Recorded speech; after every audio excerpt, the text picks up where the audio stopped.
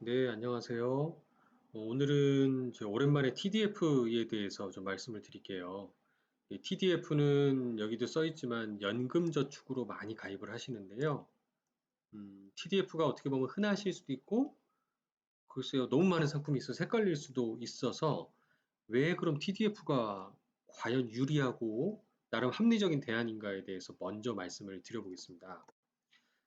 최근 1년 동안의 성과를 좀 비교를 해보면 그걸 명확하게 아실 수가 있고요. 주식은 제가 가장 유명하고 대표적인 전 세계적으로 봤을 때 미국의 스탠다드 앤 푸어스 500 지수를 기준으로 했습니다. 이 노란색으로 표시가 된 거고요.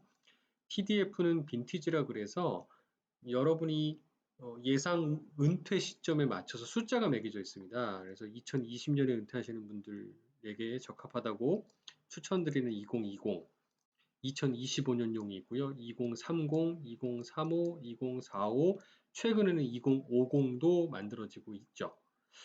이렇게 다섯 가지의 이렇게 빈티지라고 불리는 것들 TDF와 비교해 본 그래프입니다.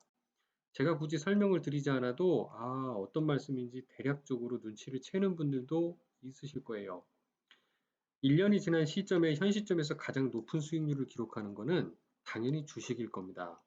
연간 17.61% 정도의 수익률을 거두니까 이렇게 코로나로 인해서 굉장히 심각하고 경기 침체 국면이 여전히 지속되는 와중에서도 굉장히 높은 수익률을 얻었다는 걸 알 수 있어요.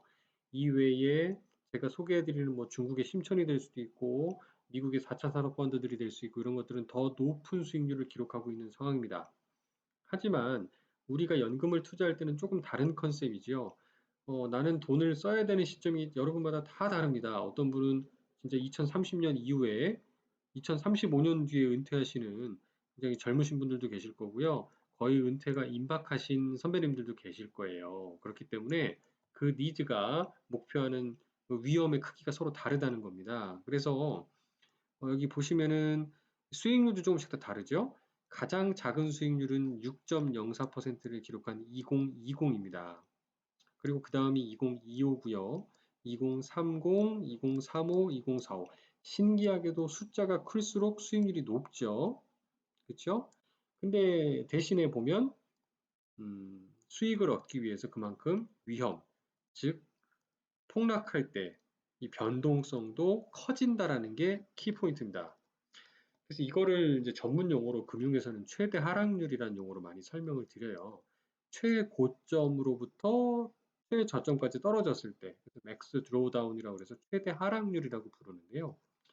이 S&P 500 지수 같은 경우는 최근 1년 동안 연 18% 정도의 수익률을 얻을 수 있는 장점이 있었던 반면에 까먹을 때는요, 올해 3월에서 4월 사이에 코로나 국면에서 무려 고점 대비 40%나 단기 폭락을 합니다. 이 얘기는 무슨 말씀이냐면 주식을 최고점에 잡으신 불운한 분이었다면 무려 한 달 반 사이에 40%나 폭락해 버립니다. 원금의 40% 날아가 버려요.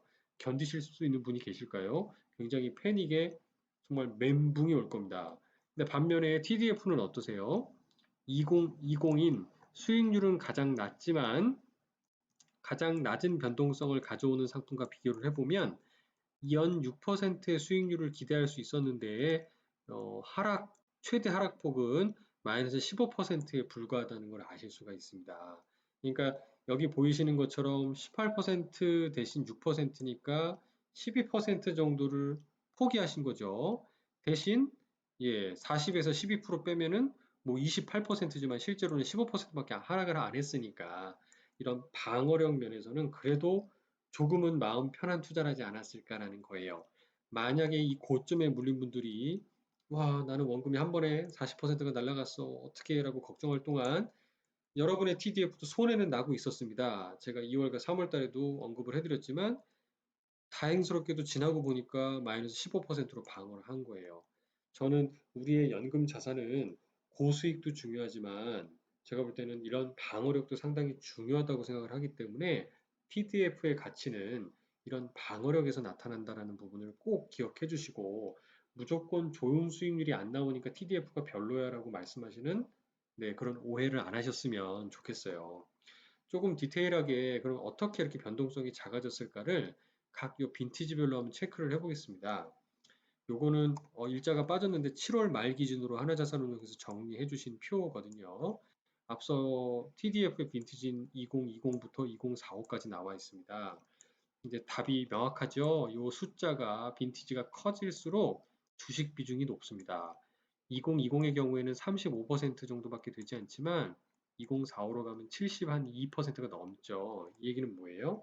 그만큼 기대 수익이 높다. 반면에 산이 높으니까 골도 깊을 수 있다. 그만큼 TDF 중에서는 변동성이 가장 큰 게 2045다라고 생각하시면 쉽습니다. 따라서 여기서 우리는 중요한 팁을 하나 얻으실 수가 있는데요. 여러분이 은행이나 증권사나 아니면 주변 지인들로부터 TDF에 대해서 추천을 받으셨습니다. 그럼 이럴 때 설명을 듣기도 하지만 여러분이 꼭 인지하셔야 되는 건 뭐냐면 TDF를 선택하실 때 여러분의 은퇴가 얼마 안 남았다. 또는 나는 새가슴이어서 굳이 큰 수익 안 먹어도 되고요. 안전하게 은행 금리보다 조금만 더 먹어도 좋겠다라고 생각하시는 분이 계시다면 가급적 숫자가 작은 거를 선택하시면 됩니다. 2020이라든가 2025 정도가 적합하겠죠. 2020의 경우 기대 수익률이 6%였습니다. 2025가 7%였죠. 연간 1년 수익률이 그 정도였거든요. 지금 시중 정기예금 금리가 1% 왔다 갔다 하는 입장에서 봤을 때 상당히 그래도 만족스러운 수익률이라고 생각을 합니다. 그래서 따라서 저는 오늘 TDF의 가치는요, 무조건 고수익에 있는 게 아니고 금융시장에는 어떤 일이 발생할지 모릅니다. 간밤처럼 애플이나 테슬라가 폭락할 수도 있어요. 우리가 이런 폭락이 단기간에 끝날 수도 있지만 꽤 긴 시간 동안 이어질 수 있는 가능성도 충분히 있습니다. 그만큼 변화무쌍하기 때문이고요. 이런 와중에 나의 은퇴 자산을 가급적 너무 고수익이라는 위험에 내맡기기보다는 적정한 수익에 맡기면서 위험은 최소화하는 게 가장 합리적인 선택이 아니겠어요? 그래서 오늘은 TDF 선택 요령, TDF의 가치에 대해서 말씀을 드렸습니다. 그리고 오늘 제가 예시를 든 TDF는 2020 대한민국 펀드 대상 TDF 부문 최우수상을 수상했다고 하는 이 수상 주체가 이제 펀드 평가사인 제로인이었거든요. 그래서 이 한화의 라이프 플러스 TDF를 가지고 예시를 들어 설명을 드렸습니다. 감사합니다.